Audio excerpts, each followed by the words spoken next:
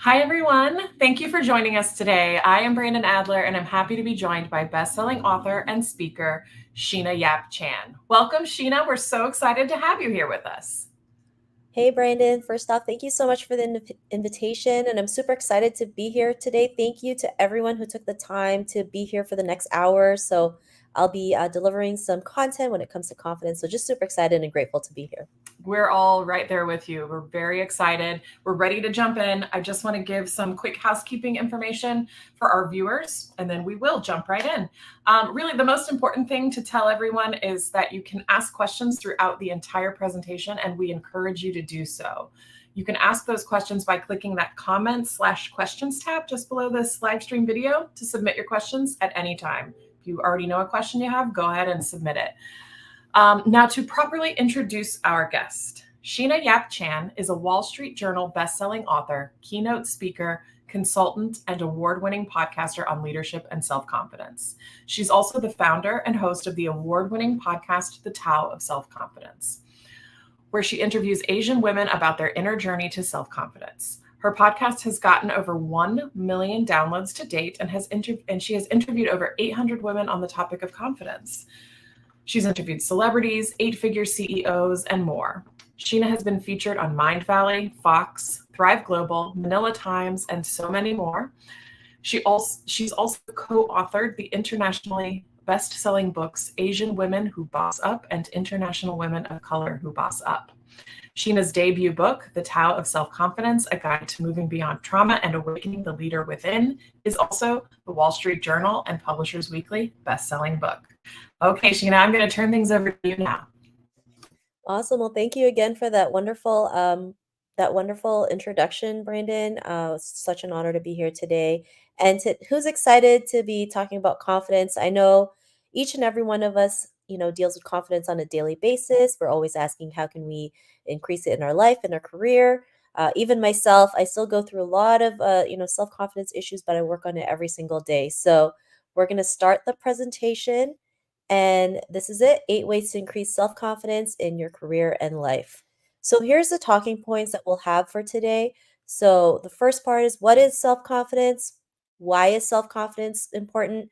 Um, I didn't get to take this out, but there won't be any stats about women in the workplace. Uh, Next will be the 3-step process to build confidence. Then 8 ways to increase self confidence in your life, career, and life. And of course, the conclusion. So before we start, I know Brandon mentioned a little bit about me, but for those who may or may not know me, who is Sheena Yap Chan? So Sheena Yap Chan is the Wall Street Journal bestselling author of The Tao of Self Confidence. So that was my debut book with Wiley, and I'm really excited because I will have another book coming out in May of next year, and it's called Closing the Confidence Gap: How Empowered Women Change the World. So I'm really excited for that. I just wrote the full manuscript about a couple weeks ago, so really excited about that. Sheena is the host of the top 0.5% global podcast called The Tao of Self Confidence, which now has over 1.2 million downloads and counting. So it's really cool to know that my show has been the top 0.5% global podcast. Knowing that there's over 4 million podcasts out right now, it's really such an honor to have that. Sheena is also the co-founder of Tao Queens and Queenmaker AI. So this is a new community that we just started for women. It's going to be awesome. We're in the beginning stages, so really excited for that. And Sheena's also a keynote speaker on confidence and leadership. So that's a little bit about me. Personal story wise, I was born in the Philippines.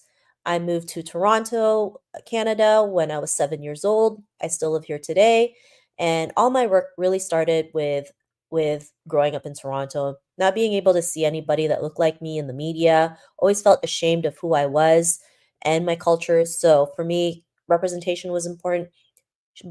Having a voice, standing out was really important. Showing up so that we can change some of the problems we still go through as women in general. So that's a little bit about me, and we're gonna get started. So first and foremost, what is self confidence? And Brandon, if there's any questions in between, we can also answer that as well. I'd love to just kind of like, see how the crowd's doing, some of the comments they have. You can just be like, oh, can we pause for a sec? I would love to hear what the audience would share as well. So first and foremost, what is self confidence, right? Self confidence is learning to trust in your skills and abilities. It is about accepting your strengths and weaknesses in a positive way. Self confidence is also having the courage to take action to live the life that you want. Now, I know this is easier said than done, right? I think, especially as women, sometimes we don't tend to trust in ourselves and our abilities. And it's important to do that because without that trust, how are you going to go out there and create the stuff that we want, the life that we want, how the job that we want. So it's really important to trust in your skills and abilities. And just before this talk, my sister just shared this quote about the Weeknd, who's a very famous artist. He actually grew up in the same city that I grew up in. So I grew up in Scarborough. He's from there too. And he mentioned something along with shouting out to the people who just came out with an idea and just went for it. Because it's not always easy, right? You have all these ideas, but how do we take them into fruition? How do we make them come to life?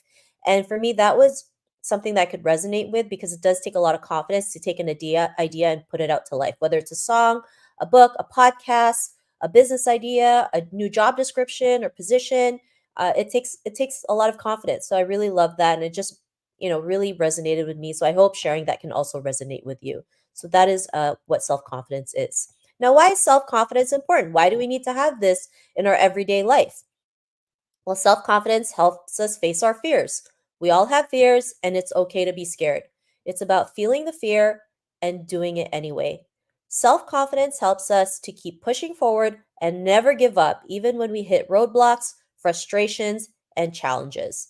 Self confidence teaches us to believe it before we see it. So it's kind of like the quote that I mentioned earlier. People have an idea and they just go for it, right? They just find a way to make it happen, even if isn't easy, even if we fail 10 times, 100 times, 1,000 times. A great example is Thomas Edison, right? He found 10,000 ways for a light bulb not to work. But look, almost every person has a light bulb, right? Everywhere in the world. So, this is what self confidence can do, and this is why it's so important for us. Now, I usually share this really simple three-step process to build self-confidence. Now, just because it's simple, it's not easy, right? Like working out is a simple process. You wake up, exercise, you eat properly.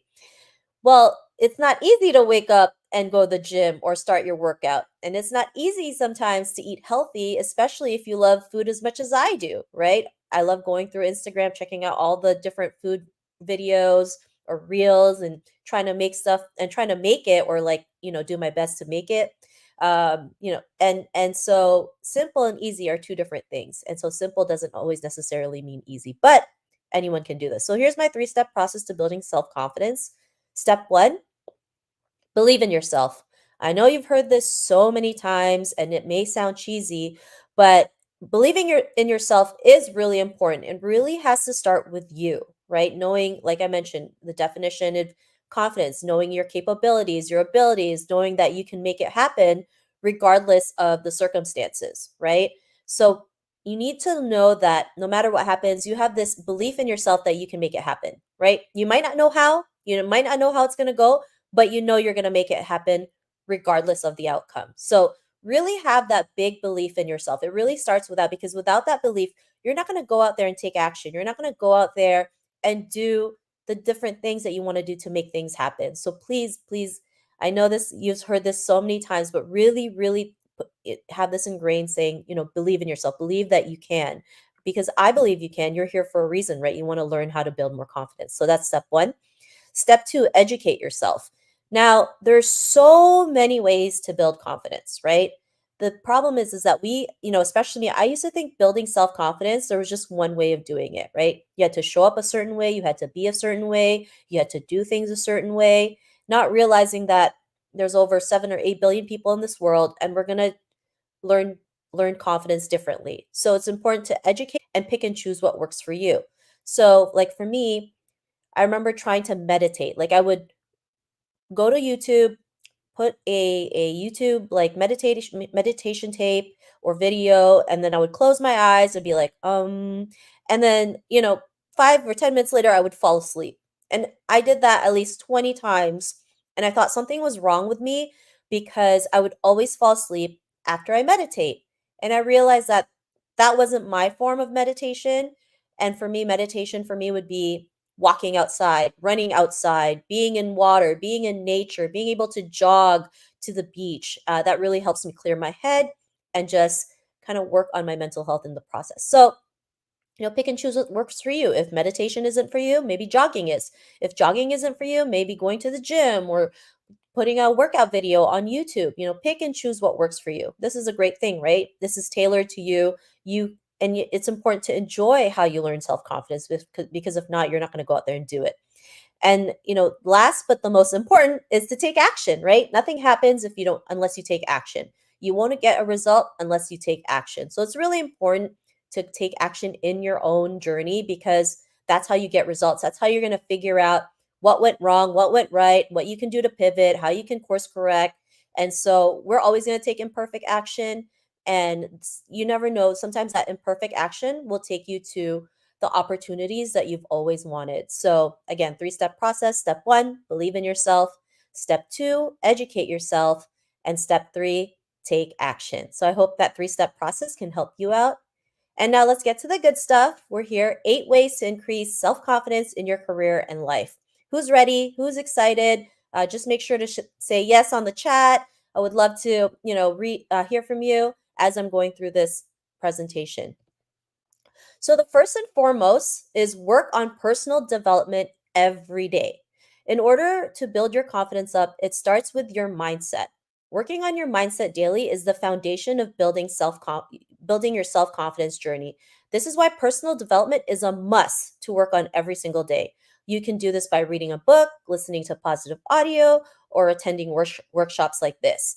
I think this is the most important thing as people, we don't work on our personal development every single day. I mean, I've been guilty of it too, right? When my mind starts to wander, I have this negative mindset coming up, I realize, what, I haven't worked enough on my personal development. So, some of the things I do is reading books, listening to positive podcasts, surrounding myself with people who will lift me up instead of tearing me down. One of the things I love doing is watching people's interviews, right? On YouTube because that really pumps me up, or watching inspirational movies. That really helps me just get inspired to take action because those are stories that I can relate to and realize they've been through struggle and they were able to come out of it. And so it helps me realize that we all go through it, it's temporary. We can overcome it and really create the results that we want in our life. So it's really important to work on your personal development every single day. I think that's something that we do as a must. Whether it's 5 minutes, 15 minutes, half an hour, it's better than zero, right? You can do it as you're working, kind of just listening to positive audio in the background, or watching something inspirational on YouTube with your family and friends, or even if you're taking a walk, right? Being able to listen to audio, or you can set aside time for you either in the morning or at night, or both, because sometimes it's good to have it first thing in the morning to start your day start your day well, or have it late at night so that when you're sleeping, you're preparing yourself for a good day. Because even though we're sleeping, our brains are still actually working 24/7. So work on personal development every day. So that's the first one. So I like this rule. This is called the 51% rule. And, for me, I actually heard of this rule when I was in a group coaching program that I had like 3 years ago. And so you're probably wondering, what is the 51% rule? So the 51% rule is you don't need to believe in yourself 100% of the time. All you need is 51%, just a little bit more believing in yourself than not believing in yourself. You can build up on that along the way. So it's kind of like, you just need a little bit, just the bare minimum is 51%, and then you can build on that. Because I used to think you needed to be 100% confident to go out there and tackle the things that you want to tackle. Not necessarily, because even when I go on stage to speak for organizations, for corporations, for schools, I still get very nervous. I get super nervous because I always want to make sure I want to give the best performance ever. And so, I realize it's okay to be nervous. It's okay to be a little bit anxious because you want to make sure you want to give a good job. And so if you just have that little bit more than less, it can help you just skyrocket your confidence. It's kind of like, who when a person holds majority of the shares of a company, what's the bare minimum? 51%, right, to make the rules. So Today, if you have at least 51% more confidence than a little than not confident, then go out there and take action. I know it's scary, it's not always easy, but you will thank your future self will thank you later. So I hope this rule can be something that really applies in your life and career. I've applied this a lot and it's really just kind of helped me just take things to the next level. So 51% rule. Feel the fear and do it anyway, right? We all have fears. So to be fearless doesn't mean you have no fears. It's the opposite. It's acknowledging your fears and doing it anyway. The only way to punch fear in the face is to push through them. Yes, it's scary and it's uncomfortable, but the more you keep on doing it, the more confidence you will have in yourself. Now, who has fears? Just share in the chat, say yes, no. I definitely have fears. I still have fears still today. And I know sometimes overcoming that fear can be the biggest thing ever, right? You like put this on a pedestal, you think you can't conquer it, but you really can. And the only way to conquer your fears is to just take action. And I know it's easier said than done, but just imagine what can happen when you do that, right? One of my biggest fears ever in my entire life was doing video. I remember doing my first YouTube video. I took like a 2-minute video talking about how cool it was to work from home when working from home wasn't a thing. And that 2-minute video turned into, it took 2 hours to do a 2-minute video basically, because I would, put the video, I would have my phone up, press record, say something, fumble, and then delete it. Or I would, have sweaty palms, sweaty armpits. I would feel nervous. I would be stuttering, butterflies in my stomach. And it was a battle, like trying to do that 2-minute video because it took 2 hours. But I pushed through it. I made it happen. And then the next time I kept doing it. And there was a time where I decided I'm just going to put 3 videos up every single day for 30 days. And I didn't know why I did that, and I realized after the 30 days my fear of video was gone, right? And so, just taking action just really is the cure to it. And where you're going to feel it, you're going to feel that fear, you're going to be like, "Oh my gosh, this is going to be terrifying," but once you do it, it's not as bad as you think.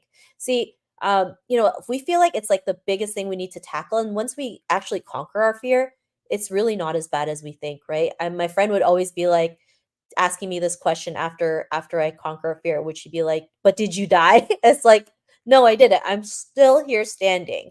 I remember 3 years ago too. I was interviewed for CGTN, which is a huge network in China. It's one of their biggest TV networks, or probably the biggest TV networks, and I had to be interviewed on their primetime TV show. It was live, it was through Skype, talking about, the anti-Asian hate attacks that happened at the height of the pandemic. And I remember there was one question that the host asked me, and I blanked out. I literally blanked out for maybe a good 5 seconds on TV, and 5 seconds doesn't mean that much, but when you're on live TV, it's like the longest thing ever. So, I was there I was blanking out on TV, panicking, and if the host didn't ask a follow-up question, it probably would have been way longer than 5 seconds. But at the end of it, I was like, "Well, I didn't die. I'm still here. It wasn't as bad as what I thought it would be." And I was like, well, if I can blank out on national Chinese TV for 5 seconds, like I can conquer anything, right? I just had this like renewed confidence because I was like, that was the worst that could happen. I mean, I'm able to handle it. What else can I tackle? So sometimes, when we look at our fear, we can look at the best case scenario and the worst case scenario. And if you can handle the worst case scenario, then just go for it, right? I mentioned to you how, video was something I was scared of, and I was able to um, you know, conquer that by just doing multiple videos. Well, you know, now I actually took a break from doing video because I was just lazy, and I realized that video is so important because video builds trust for your audience. So I'm slowly getting back into video again. And it's just, really small steps like doing 30-second reels or 50-second reels. But that fear came back again. I was like, oh my gosh, what if people don't like me, or they think my content sucks, or what if they're going to laugh at me? And I was like, no, I just have to do it, right? If I was able to tackle this first, I can do it again. So I know sometimes we've been able to conquer it and we kind of like fall off. And then when we try to redo it, it's like this fear comes back up again. But I want you to realize, if you were able to conquer it once, you can conquer it again. So I hope today, there's a fear that you have, tackle it, feel the fear and do it anyway. And your confidence will soar after that. I know it just feels really scary at times. I've been there. I still go through that, but it really is the best feeling after. Let go of perfection. Perfection is an illusion and unattainable. So, I think sometimes social media paints this like perfect picture of things, not realizing what goes behind closed doors. And it's really important to just let go of perfection, right? Because it's an illusion, it's unattainable, it doesn't exist. And perfection actually just delays us in things, right? Like I started my podcast in 2015.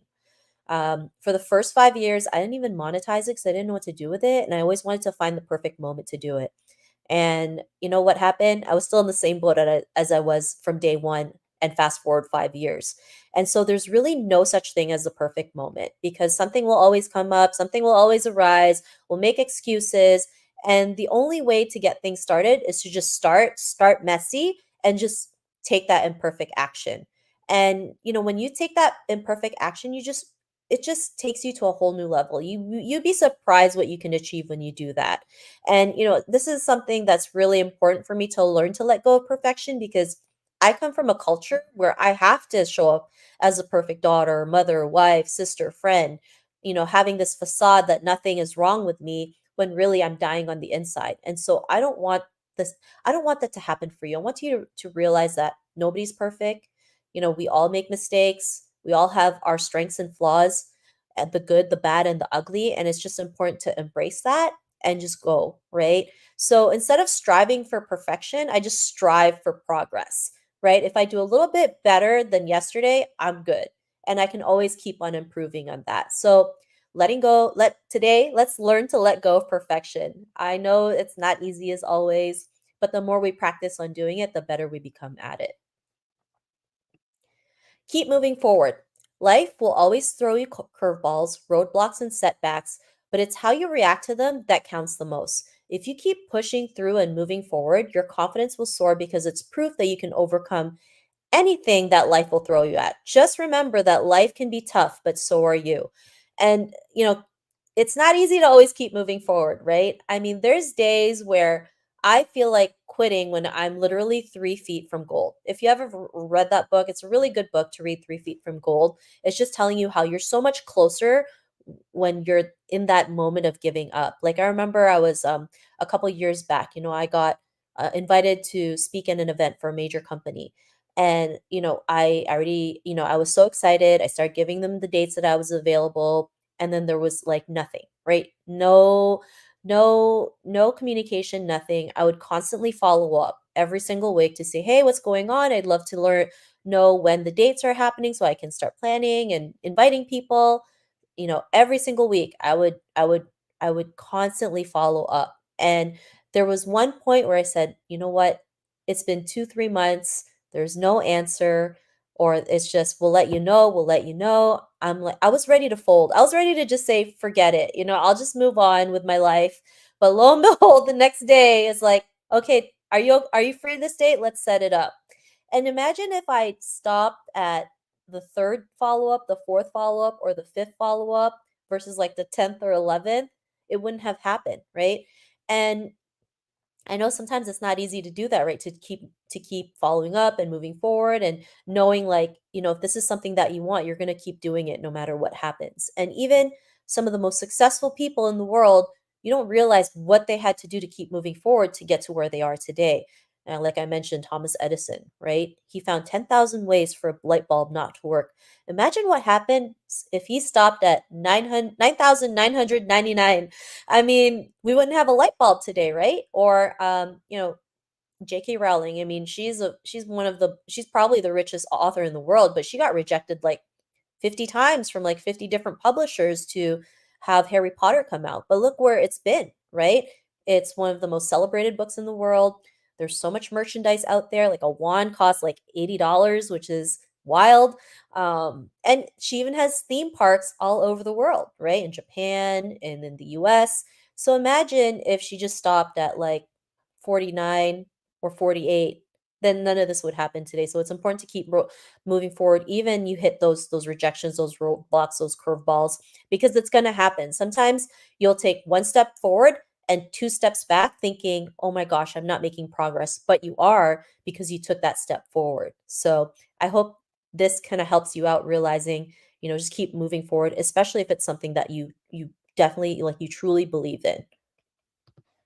Become a go-getter. If you want something, you have to go out and get it. That means you will have to learn to make the first move to make things happen. Becoming a go-getter will help you become resourceful, action-oriented, and can really increase your confidence. Now, it's not always easy to make the first move, right? I think especially as women as well, like we've been conditioned to not make the first move because, maybe, especially in Hollywood, right? Fairy tales, romantic movies, there's always your Prince Charming coming to save you, right? And in the real world, no one's coming to save us, right? So it's really important to go out there and make the first move, right? Why is it I was able to interview, women with 2 million followers on Instagram or eight-figure and nine-figure CEO earners? It's because I just went out there and reached out and asked if I could interview them on the podcast.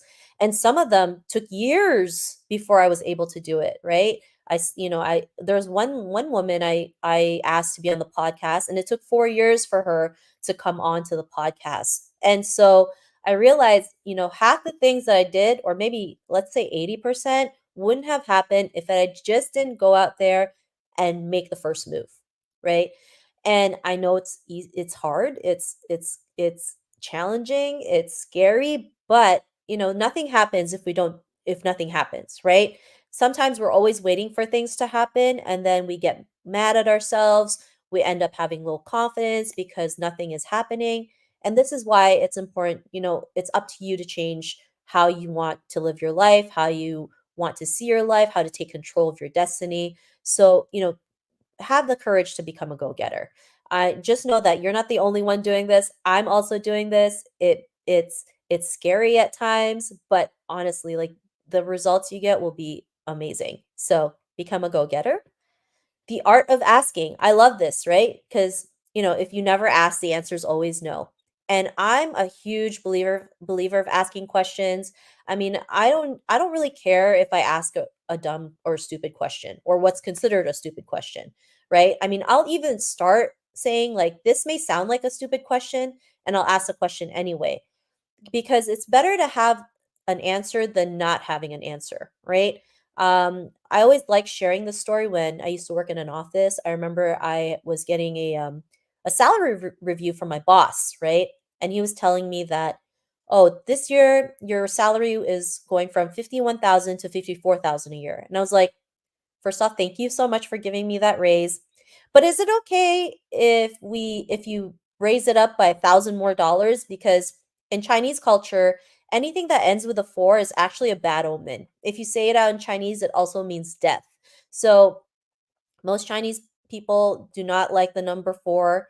It's not in their house numbers. They try to avoid it as much as they can. There's certain numbers that bring luck and abundance, and then there's certain numbers that bring bad luck. And so number four is one of them. And so I explained that actually to my boss that is it okay if you do 55,000? Because in Chinese culture, it's bad omen if we have anything that ends in four. And of course, my boss asked me, right? Not asked me, he laughed at me because he thought it was ridiculous, which I understand it's not in his culture. But you know what? I got that extra $1,000 just by simply asking and giving them a valid reason. So, I mean, for asking one question and getting that $1,000 raise is really great, right?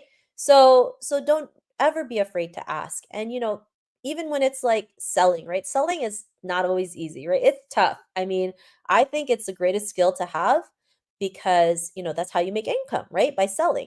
And so imagine, right? If you ask 100 people, say, hey, you want to buy my product? Can you buy my product? Can you buy my product? There's going to be one person who's going to say yes, right? Because they see you putting yourself out there, hustling and putting in the work, and then someone's going to eventually buy, right? But if you don't ask, then nothing happens. And so for me, I love asking questions and I always ask questions with like having a valid reason because it makes people more inclined to say yes, right? Like say you're in line for the bathroom And, if you just ask someone, "Hey, can I cut in front of you?" Of course they're going to say no, right? It's like, why would I let you in when I've been waiting here? But let's say you're like, "Hey, is it okay if I can cut, like, can I go before you because, my daughter's waiting, she's crying, and, if I wait longer it's going to be a hot mess, or, I'm pregnant, and it's like, my bladder isn't always as like, I can't control this as much as I can. Is it okay if I can just cut in line if you're okay with it?" And, of course, people are more inclined to say yes because they understand your situation. So, that's why the art of asking is really great, right? Make sure to ask a question and have a valid reason to go with it. So I hope everyone's enjoying this so far. I know I can't really see the chats or the comments, what's happening, but I hope some of these things that I've shared so far is helping you out, making you see things from a different perspective and start applying them in your own career and life. And last but not least is ask for help. Asking for help was one of the greatest ways to build to one is one of the greatest ways to build up your confidence. Most people think you have to go on this journey alone, but it's the total opposite. There is no shame in asking for help. In fact, seeking help is one of the biggest factors of building my self confidence. You can ask for help by joining a women's group, joining a mastermind, hiring a coach, seeking a mentor, attending a virtual summit or talk like this, or having an accountability partner. People think we have to do everything by ourselves, not realizing that we have blind spots and they're blind spots for a reason because we can't see it, right? So that's why having a second or third pair of eyes can help us see that blind spot and course correct. And this is why asking for help is really important. You don't have to be alone in this journey, right? You're here because you want to learn how to build confidence. You are not the only one who's attending this, right? There's other people who's attending this. So you're not alone in this journey. You're not the only one asking for help or asking to find ways to build your confidence. And, there's actually another important part of this that I didn't mention in the presentation that I would like to share.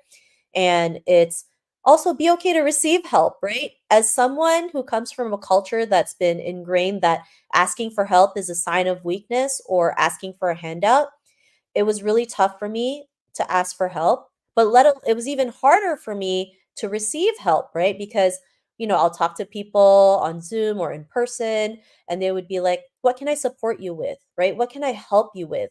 And then I get, my anxiety starts to come up, and I'm like, "Oh my gosh, if I tell them what I need help with, they're going to think I'm weak. They're going to think I'm no good. They're going to think, you're a confidence expert. How could you ask for help?" Or receive help. And so I had to learn to let that go as well, and realize, they're offering that help and it's okay to receive it, right? There's no shame in that. And so, I want you to realize, like, it's okay to ask for help. It's okay to receive help. And it's also important to look for the right kind of help, of course, right? There's people out there who may look like they're helping you, but they're not. And you're probably thinking, well, how can I tell, right? And one of the best ways to do that is to practice your gut feeling, your intuition, because of course there's always like this thing that will give us a sign like, well, I don't know if this is the right way or not, right? There's something off about this.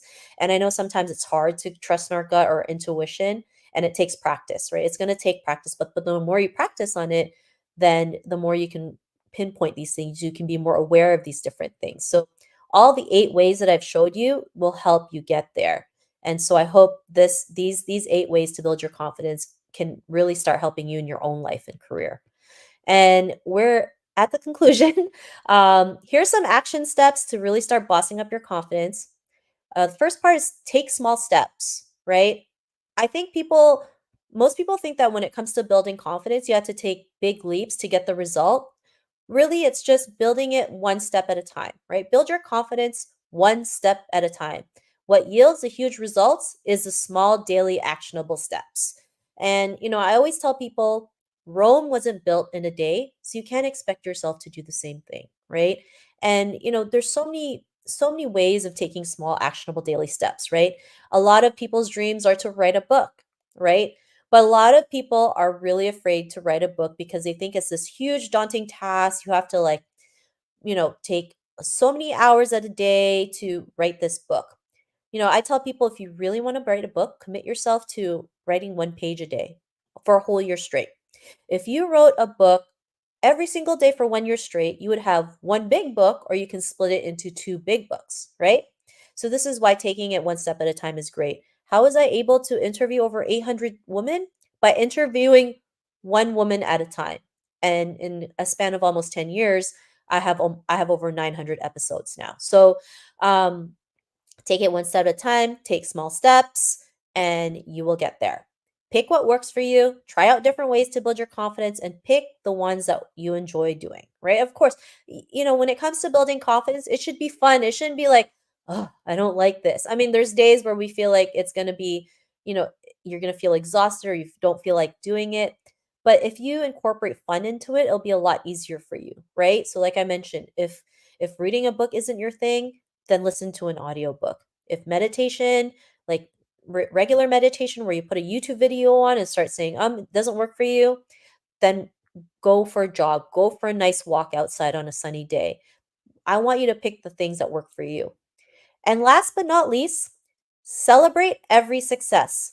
Learn to celebrate every success, no matter how big or small it may be. And this is really important because I see a lot of people who say, I'm going to celebrate it when I hit a certain income goal or when I hit a certain quota. And really, we should be celebrating every single moment, right? So I remember I was interviewing this one girl who just started her business. And before the interview, I said, congratulations on opening your new business. This is so exciting. And she was like, well, let's not celebrate yet. We'll celebrate once I hit a certain income goal. And I had to tell her, you need to celebrate starting this business because it takes a lot of confidence and courage to leave a job and start something new, right? Not a lot of people can do that. So I want you to realize that this is a big achievement and you really do need to celebrate this. And after I told her that that was a huge achievement, she realized, you're right. This is a big moment. I will celebrate this, right? I remember during the pandemic, the lockdown, everyone was on Zoom and my laptop before could not just put up a virtual background. Like I had to buy a green screen to have virtual background. And so I had to figure out how to do that, right? I bought the green screen. I was trying to set it up on my older laptop. And for some reason, the the virtual background went on my top instead of the green screen. And I was like, "Oh my goodness, how am I going to make this work? I have a meeting in 5 minutes. It's going to look so weird that the virtual background is on my shirt instead of the actual green screen." And then I guess I started playing around with the controls and the settings and I was able to fix it. And I was so happy. I felt like I won the lottery. So I want you to celebrate every single success that you have, no matter how big or small that may be. You can even create a list of all the success that you have, which I think is great because there's times that are, when you're down, you're not 100% confident, you can actually look at that list and realize everything that you were able to achieve. So I hope these are some ways that you can start, utilizing the 8 ways to build your confidence. And for anyone who would love to connect with me, this is my QR code. You can take photos, screen share it, or I think there's also going to be a recording of this. So thank you so much for being part of this and being able to um, just learn the different ways to build confidence. And I'm going to stop the screen right now. And I know there's going to be some questions, comments. There Um, are oh, lots. Yeah, sorry, there are I lots of wasn't great able to questions, see the Sheena. chat because I wanted to make sure the presentation was good. So this is great. Thank you to each and everyone. I'm going to start going from the top. So Okay. MG, um, yeah, we'll do as much as we can. We got a lot of time, so don't be afraid. Like I mentioned, don't be afraid to ask questions, right? If you don't ask, the answer is no. MG, how do you get going again after working hard to achieve something and getting burnt out before you get there? That is a great question. And I think it's important to first practice self-love and self-care. That's something we don't do, especially coming from a culture where it's like you just go on to the next achievement, to the next achievement, to the next achievement. It does burn us out, right? Like I remember when this book hit the Wall Street Journal bestselling list, like I was over the moon. I was really like in shock that it even landed there because I didn't think that was going to happen. And after that happened, everyone would keep asking me, well, what are you going to do next? What are you going to do next? What are you going to do next? And then I started having this really like anxiety because I was like, "Oh no, like I don't have a plan yet. I don't know. I just literally hit this thing and now everyone's asking me when's the next book coming out? What's my next move?" And I just went through this like whole depression of like thinking, oh, I'm not good because I don't have anything planned. And I remember being interviewed about this and being asked that same question again. And I was able to say, I don't know. And it felt so freeing and so good. And so I think it's really important to just take a step back, rest and recharge, find ways to self take care of yourself, find ways to, practice self-love, because if we keep on just going on to the next, going on, that's how burnout works, right? So having that resting period is so important, or even just incorporating self-care every single day in your daily life is really important. Whether it's 5, 10, or 15 minutes, it's better than nothing, right? It can be just like mindly scrolling on social media or watching something on Netflix. Like, make that time for yourself. It's really important, especially in this ever evolving world and things that's happening. We really need to take time for ourselves, right? So practice that. So even if it means taking a weekend off for yourself, to just rest, do it, because you'll feel so much better after. So I hope that helps, MG. Harun, I hope I pronounced that correctly. For those who are naturally more introverted, what are some specific strategies they can use to increase their self-confidence? As someone who's, I don't know if I could say I'm introvert, maybe I'm a balance of both. Um, I, you know, I always say like actions speak louder than words. And this is the commonality I've always seen with people who are more introverted. They just go out there and do it. Like, they just take action, even if they're still a little bit shy. Their actions speak louder for their words than like speak louder. Their actions speak louder than their words, right? And I might not always be the right person to talk about different strategies, but like I have a lot of women in the podcast where I've interviewed, women who are introverted but have been able to make a name for themselves, make a career out of themselves. They are known to help introverts in confidence. So, Harun, if you like, you can send me a chat later, or send me an email, and I can give you specific episodes that cater to being more introverted. So I hope that helps. Anthony's. And sorry, Anthony. In what ways can the cultivation of self-efficacy serve as a catalyst for enhancing self-confidence, so thereby propelling you towards successful attainment of your career and life aspirations? I think I think having a purpose is really important. Without that purpose, you're not going to go out there and do the things that you're going to do, right? For me, one of the reasons why I even started my whole career was because I really wanted to create a voice. I really wanted representation for myself and for people who look at like me. And then it's evolved into for all women, right? Because there's still a huge gap in every industry for women. And so when there's days where I'm not as confident, or I feel like giving up, or I'm questioning myself, I go back to my purpose, my intention. Why am I doing the things that I do? It's because this is not just about me, it's bigger than me. And so knowing that my purpose, really my purpose, or going back to it every time I'm feeling down, that helps me cultivate it and propel and just do the things that I need to do. Like, even writing this book, like, I almost turned it down, to be honest, because I was like, "Are you sure you want me to write about confidence and leadership? Like, I don't even see myself as a leader. How am I going to write about something that I don't even see myself as?" Right? Because imposter syndrome is something we go through. And so, having then this is why having people around you is also important, because they're going to see something that you don't see and pinpoint it and be like, "Don't worry, we're here for you. You can get this done. Just do it." And that's why I said, "Okay, I do it. I'll do it because it's not just about me, it's about the people who need to see it. It's about the little girls out there who want to be seen as authors." And those are, it's those little moments that really help me realize why the things that I do is so fulfilling. Like, I've done a couple of book signings all around in Toronto. And the most exciting parts of it is when little girls come up to me and they say, "You're an author? Oh my goodness, this is so awesome. I want to be an author." And I tell them, "You know what? You can totally do it. If I can do this, you can totally do it." And they get so excited to take photos of me, to get a signed copy of the book. They ask me questions. They tell me, what their book stories are about, or what the things that they want to do. And it's like the best feeling in the world, because growing up, I never had that. And I wish I had that growing up. And this is the reason why I do it. So I think it's tapping into your purpose as to, why you do the things you want to do. And it doesn't have to be as big as mine, right? Maybe it's just you want to show your children what's possible. I mean, it could just mean one person you want to show, and that can be all in the world, right? You just like having something that's bigger than you, I think really helps you do that. So I hope that helps, Frederick. And oh, sorry, Anthony. Saw the names. My apologies. Carol, why does the corporate world frown upon questions and questioning? Um, that is a great question. It's been a while since I've been in the corporate world. I think sometimes they're afraid to give you the answers that you might. To be honest, this is probably something that I'm probably not the best person to ask.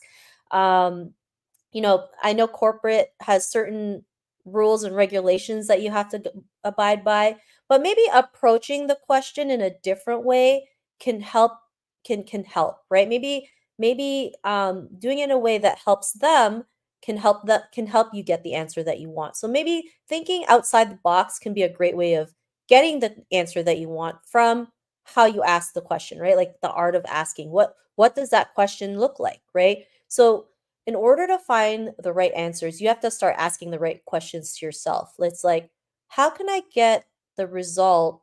Or, like, how can I start asking the right questions to start getting the right answers from a certain corporation? Something like that. So I hope that kind of helps instead of asking why can't we, um, let's ask a different question. How can we do it from a different perspective, ask in a different way? So, Carol, I hope that kind of helps out, and then you're able to ask the question that you really want. That can help you get the answers from corporate. How do you overcome negative and abusive leadership? Victim of bullying at work. Oh, I mean, this is really tough, right? Because it happens. And I've heard so many stories, right? So many stories of people being bullied, being fired, being let go because of abusive leadership, right? And unfortunately, this happens. I mean, standing up is important. And, it's I think when it comes to standing up for what you believe in, unfortunately, there's consequences to it, right? You might get fired, you might get let go, you end up becoming the bad guy, right? I mean, there's so many different stories that I've heard from men and women about being able to stand up and then being let go. In fact, I think last year there was an article about five Asian leaders in corporate who were let go because they spoke up, right? And they actually went and sued them, and also had there was a newspaper article about it, right? So, I mean, it really starts with standing up for ourselves. And I know it's easier said than done, but it takes a lot of work. Like, I remember hearing a story of a woman who is suing her former employer because she went to a networking party with her coworkers, and then, like, the next day she woke up in the hospital because she didn't realize she was fed like 5 drinks, and there might have been something in her drink, but basically she didn't know what was happening. And when she talked to the HR of her former employer, they didn't really do anything. Instead, she was let go, and then she was also in trouble because they said it was her fault that she was intoxicated when it really wasn't. So now she's speaking up. She's taking a stand. She's working with a lawyer to right the wrongs, right? There's so many different cases where I've seen where people have been bullied, have been treated misfairly, and speaking up has consequences. But they're also able, because they're able to speak up, they found the right people who help them bring their voice up even more, share what they're going through, and then having the right people to keep on pushing that message forward. So, um, you know, sometimes standing up might be the answer, but we also have to understand that there may be consequences to that, right? This is leadership, right? It's not easy. If it was easy, everyone would be doing it, right? And I mean, I think it's important to also share the realities of it instead of creating saying, well, if you do this, you'll be an awesome person. Well, sometimes, you stand up and, what you picture in your head might not be the same thing. Are you ready for that? Are you going to be okay with that? And then we, figure out what that next step would be. So, Jerry, I hope that helps out a little bit. I know this is a very tough situation, and it can take a toll on us mentally. But the people that I've seen have gone through this, they had the courage to step up, to speak up, even if it meant, facing the consequences. They still found a way to do it, whether it's through themselves or being part of a group. There's a lot of groups out there that advocates like abusive, like standing up, speaking up, um, you know, learning to dismantle this abusive leadership. So also maybe finding the right groups to do that can help you as well. They might have a better answer because they do research, they work tirelessly on this. And I mean, if you Google or even ask ChatGPT, you could probably do that. Grace. Sometimes justifiably, we should give up specific directions or projects. What criteria would you use then? I think I think for me is my intuition. Sometimes like it took a while for me to practice using my intuition because I always felt like, well, they knew better than me, not realizing, we know more about ourselves than we realize. And if something doesn't feel good, you're gonna know. There's gonna be this inner knowing, or there's gonna be signs telling you like this isn't the way, right? I think sometimes when we live in a world where we're taught to do one way of doing things, we're going to question it, right? We're going to say, well, this doesn't feel right. This doesn't work. There has to be another way.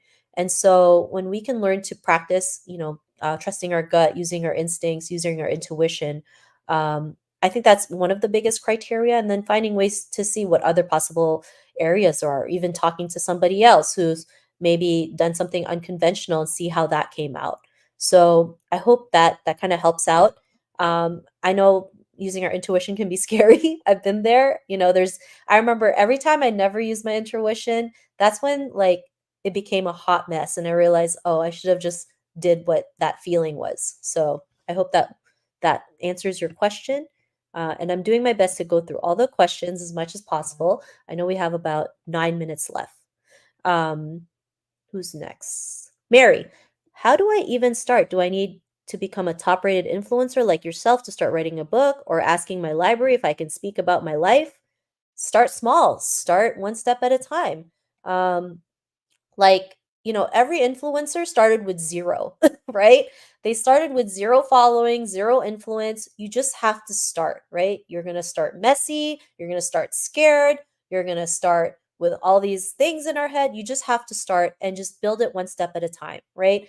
I mean, I didn't have over 800 women just by saying, "Hey, one day I'm going to interview 800 women, the next day they came to life." This took 10 almost 10 years. So, it's not going to happen overnight. I know sometimes we see this overnight success, not realizing the backstory. A great person who talks about their journey is Lizzo. I mean, Lizzo is a very popular music artist, right? But I remember seeing something on Twitter, and she said, in order to get to where she is today, she had to perform so many free concerts. Sometimes she didn't even get paid money; she got paid in beer to just sing at these little clubs that were like at 2 a.m. with no audience, right? So you just have to start somewhere, because if you don't start, you're just going to keep on wondering, well, what do I do? What do I do? Right? And like I mentioned in the presentation, if writing a book is something you want to do, start committing yourself to writing 1 page a day for a whole year straight. And by the end of the year, you're going to have one or two books, right? And if writing's not your strong suit, I mean, there's so many different ways to write a book. We all can learn how to talk. Technology is the greatest thing alive. You take your phone, record what you say, and like use a software to transcribe those words into your voice into words, and then you have a book. And then you can hire someone to edit it for you to make it look well, right? There's so many different ways to do it, but the most important thing is to start. And yeah, just ask the library if you want to, if you can speak for them. The worst they could say is no. Like over the summer, I had six book signings, right? And how did I get them? I just asked, "Hey, can I do an author event, and what dates do you have available?" And then they gave me the available dates and I said, "Perfect." And we just went for it. So, yeah, just ask, right? The worst they could say is no. And if they say no, that's fine. And, if you want to start, you can even just ask your friends, "Hey, you want to go out for coffee?" And just kind of start from there and just having those conversations. And then slowly you build your confidence. Like even with my podcast, I started with no influence. I started from zero. I didn't even know what a podcast meant. I just asked my friends first if I can interview them. And once I got a little bit more confidence, then I started saying, "Oh, I'm going to start reaching out to people, or I'm going to start reaching out to this influencer, this CEO." But it really started with my friends. So start with what you know, And then as you go along, you're going to learn new things, you're going to meet new people, and you're just going to keep on evolving. So, Mary, I hope that really helps. And I really can't wait to see you speak and have your book out. Katie, how do you sustain confidence? I can feel confident one day and extremely self conscious the next. We've all been there. That's why in the presentation, the first thing I mentioned was personal development every single day, right? Because we're gonna go through this, right? Even myself, I get self conscious, I get scared, I worry still what people think about me, and so I realize, oh, I need to work on my mindset. So I need to listen to a inspirational YouTube, or one of the things I do is I listen to positive audio in my sleep every single night, because even though you're sleeping, your brain isn't sleeping. Your brain is still at work. So once you um, work on that, like you're training your brain to be more positive, to have more confidence in themselves, because it's like a computer hardware, right? Like if you feed it good stuff, your computer's working. But what happens when virus comes out? Then your computer's AWOL, right? All these pop-ups come out, you don't know what's going on, you need to fix that. So personal development is really important. And if you have no time for personal development, do it in your sleep. It doesn't, like, just set aside 5 to 10 minutes, 15 minutes even, to get that done. So I hope that helps, Katie. It's a daily thing that we have to do. That's what I think. Work on your confidence every single day. Elizabeth, in regards to help when joining a women's group mastermind, hiring a coach, or finding a mentor, do you have recommendations of how to evaluate if the resource is helping you grow, develop, and achieve goals? Recommendations of on how to find the right kind of help? I mean, there's you know, we will never know unless we go out there and ask, right? Of course, it's great to ask for your sphere of influence, what has helped them, and see if that works for you. Also, trusting on your intuition. Also checking out, what kind of results will they give you, right? What's that transformation that you want out of it, right? Do you want to have more confidence? Do you want to be able to speak better? So I think it's really important, first off, like the energy that you feel when you see something, right? Sometimes that's how I am. Like sometimes I look at something, and if it feels good, I'm just going to go for it, right? If it doesn't, I'm going to stay away from it. So I hope that kind of helps, but checking reviews, checking even going on a call with them to see if they're that right person for you. Asking referrals, asking your sphere of influence if they've ever tackled it, or being able to hire that certain coach or that certain person. I think those are the best ways to do it, but you will never know unless you go through it yourself, right? I think that's the best way. And so, I always say whatever happens in your life is either a blessing or a lesson. We can always learn from it and realize, if this didn't work, then we can do something else. So I hope that helps, Elizabeth. How many more questions do we have left? Okay, I'm going to try to do all of these. I think we have like 5 or 6. Celia, can you recommend a book of affirmations for self-confidence? For affirmations, I don't necessarily have a certain book, but I know on Amazon there's a lot of self-affirmation cards. So you can get one of those on Amazon. I mean, I got one as a present from my niece, and it's a great way of doing that. And when it comes to affirmations, I only say 3 affirmations to myself.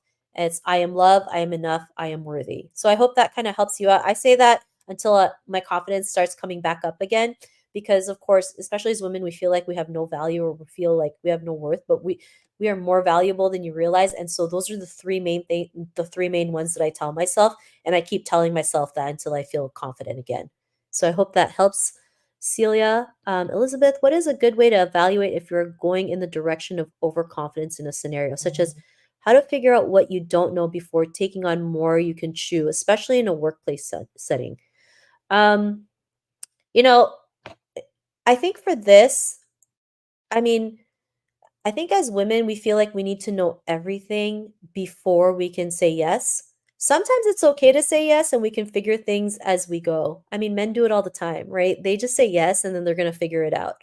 So it's not, I don't think it's overconfidence. I think it's just knowing that you could do this, right? And maybe sometimes you think you can and then you don't. It's okay, right? Like at least you know, and then you can figure out how to make it better the next time. But, I've learned to just say yes without knowing.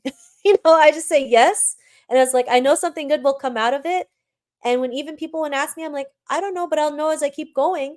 Um, I always figure it out as I go. Like, okay, one great example is AI, right? Like, I think women need to learn AI because, it's here to stay. It's going to be ever evolving, and we need to learn it, right?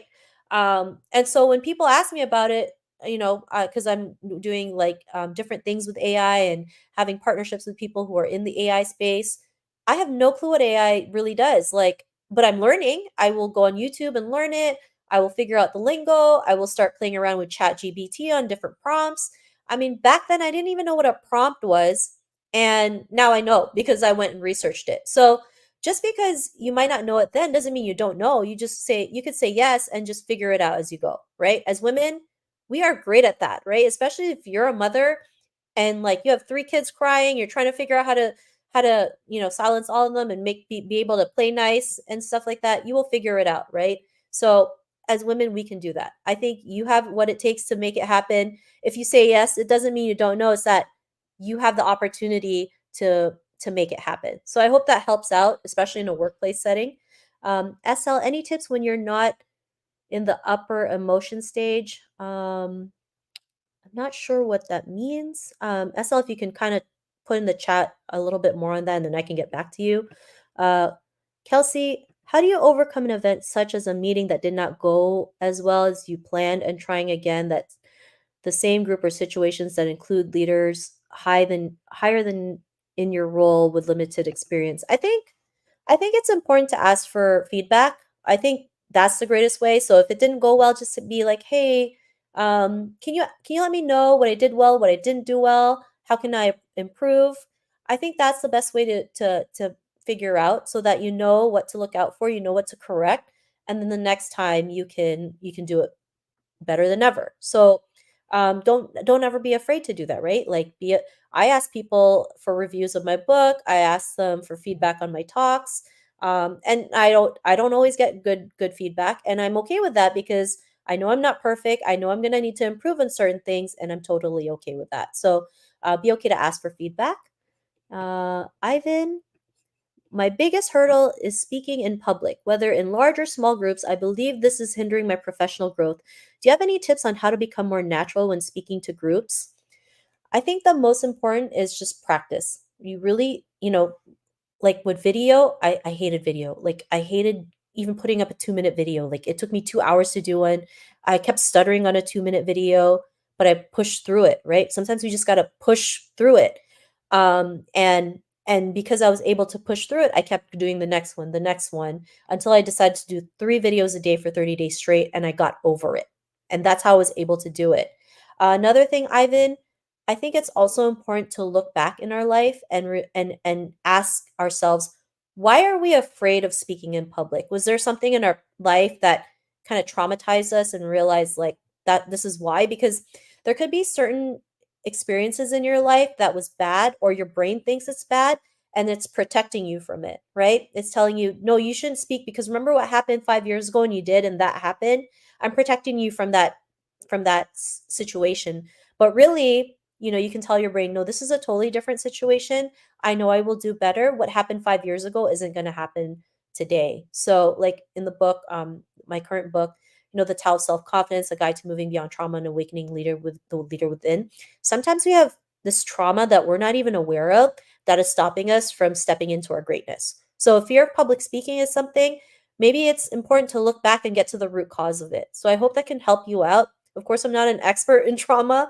This is more on, a beginner's guide, but, maybe talking to somebody about it or talking to your family members if there's someone, in your family that went through a similar situation because it's not only our own trauma that we're carrying, you're also carrying the traumas of our ancestors or our parents or grandparents. So that can also be something else. So if you can figure that out, that can help you realize, hey, this is why, and then it can help you move forward.